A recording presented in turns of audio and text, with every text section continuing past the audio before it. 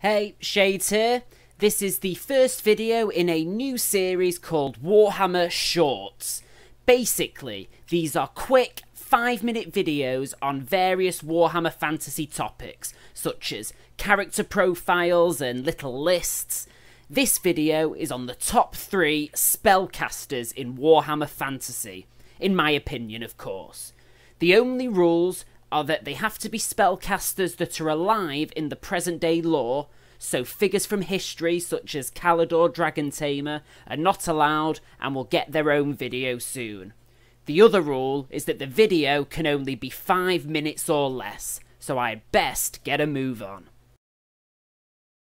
Number 3.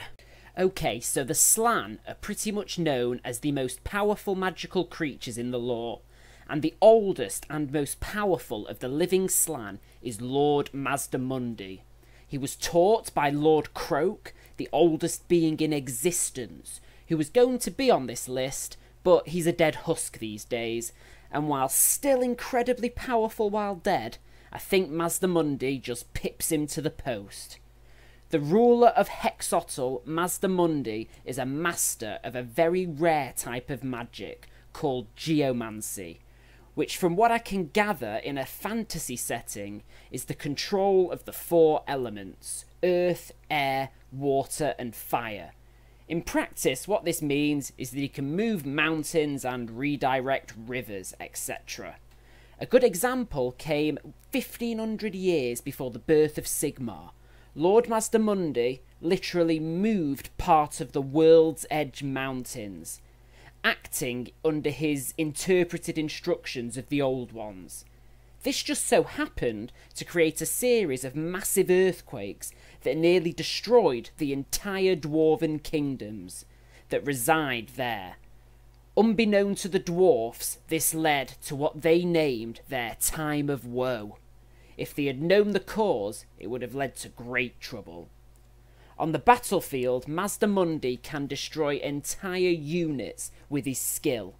Not to mention, he is master of all other forms of magic, bar of course chaos magic. It also helps that he rides into battle on the largest stegodon around. Lord Mazda Mundi is a powerhouse, not to be messed with. Number 2? Bar perhaps the Slann, the elves are the most magically gifted of species, and Teclis is quite possibly the most powerful mage in the history of elfdom. Teclis, along with his twin brother Tyrion, are descendants of the first Phoenix King Anarion, so you could definitely say he has good genes. To look at, however, you would never have guessed, as unlike his brother, Teclis was born small and slight, with dark gaunt features and of a sickly disposition, needing potent magical potions and artifacts in order to live a somewhat normal life. What's lacking in physical prowess is more than made up for in magical abilities. Let's take a look at Teclis' achievements. At only 16 and with little magical training, he defeated a greater demon of Slaanesh called Nakari, something even the most powerful and experienced mages would have struggled with.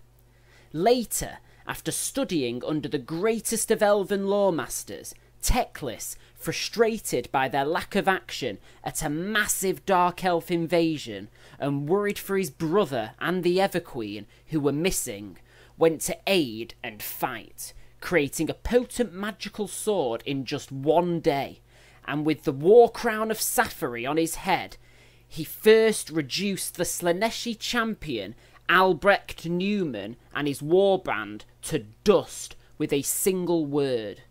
This then single-handedly slayed a powerful group of Tzeentchian sorcerers called the Coven of Ten. After finding Tyrion and the Everqueen, he saved them from a greater demon of Slaanesh with ease. Finally, at the great battle of Finneville Plain, he took on the leader of the Dark Elves, Malekith, in a magical duel. Malekith, who has thousands of years of battle experience, who nearly made it onto this list himself. Teclis defeated him, unleashing a spell so powerful that Malekith had no option but to flee to the realm of chaos to avoid being utterly destroyed. Thus, the battle was then won.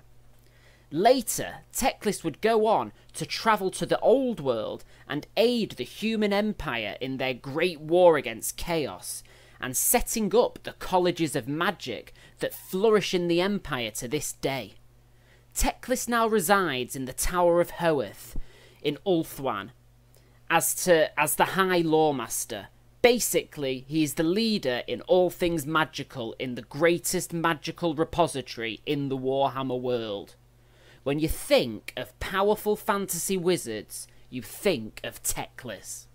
And number 1 is Karis Fateweaver. Now, Karis Fateweaver is a greater demon of Tzeentch, a lord of change, and therefore already a powerful spellcaster. What is it, however, that makes Karis special, and in my opinion, the most powerful spellcaster in Warhammer fluff? The story goes like this.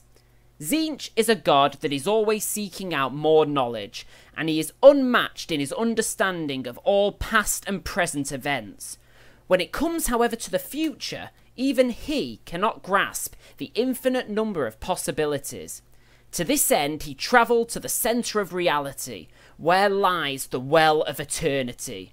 For it is from this well that the flow of space and time began, and also where it ends.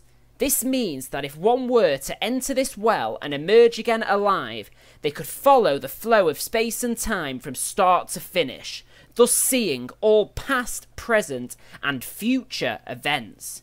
The chances of emerging alive, however, are incredibly small due to the flow's infinite complexity.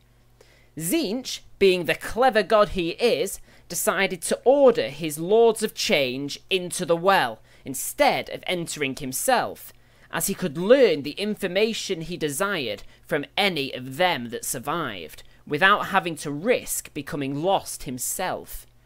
None, however, did return, and so in a last-ditch attempt, Tzeentch ordered Karis, his wisest demonic servant and chief advisor, into the Well of Eternity. As you have probably guessed, he did survive, though not without undergoing some changes. Karis emerged looking incredibly old and frail, which is even more strange when you consider demons are immortal and don't change.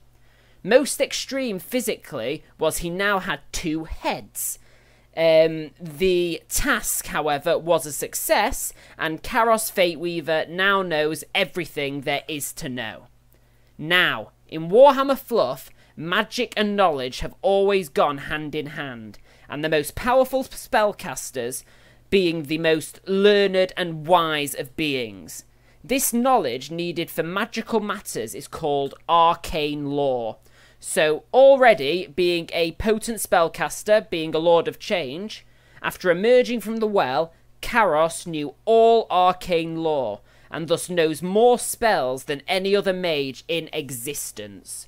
On the battlefield, he can release such powerful offensive magics that entire regiments are obliterated in seconds. His defensive spells, also being as powerful as can be, are made all the more effective when combined with his knowledge of the future. Avoiding any attack is much simpler if you are aware of it before the attacker even is. And, by extension, he can use his foresight to influence the course of battle to his liking.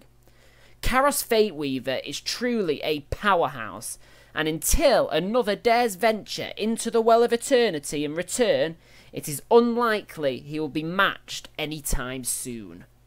Yikes, 8 minutes and 30 seconds. A little out. I'm just gonna have to try harder next time. Thanks so much for watching.